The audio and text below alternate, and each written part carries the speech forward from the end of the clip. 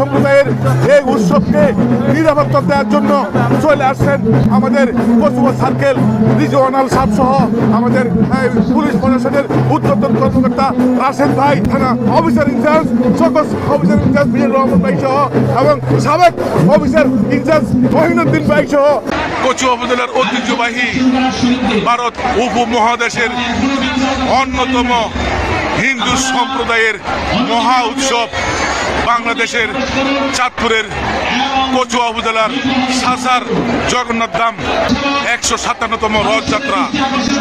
হিন্দু সম্প্রদায়ের এই হলো মন্দির।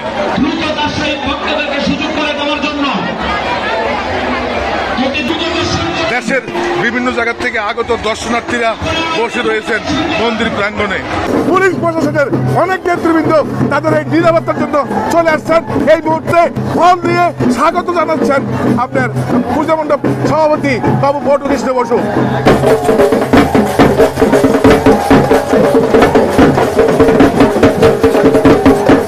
দর্শক, রথ টানা শুরু হয়ে গেছে। হাজার হাজার লক্ষ লক্ষ মানুষ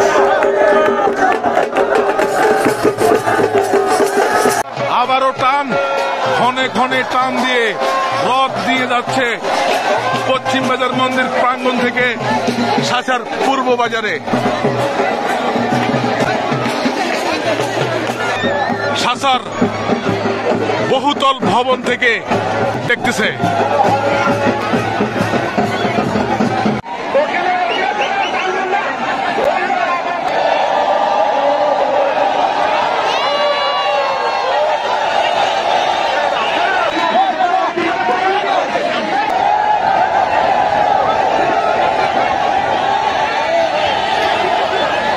হাজার হাজার মানুষ।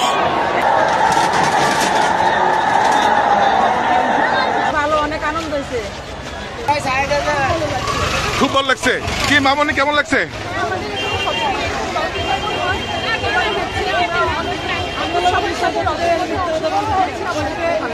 ভাই কোথেকে আসছেন? কুমিল্লা থেকে। খুব ভালো লাগছে ভাই, খুব ভালো লাগছে। প্রতি বছরে আসেন?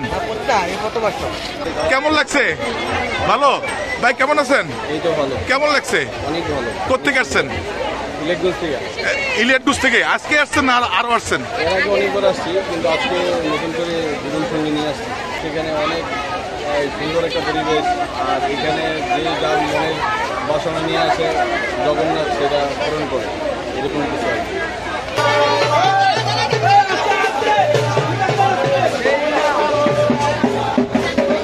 জয় জগন্নাথ।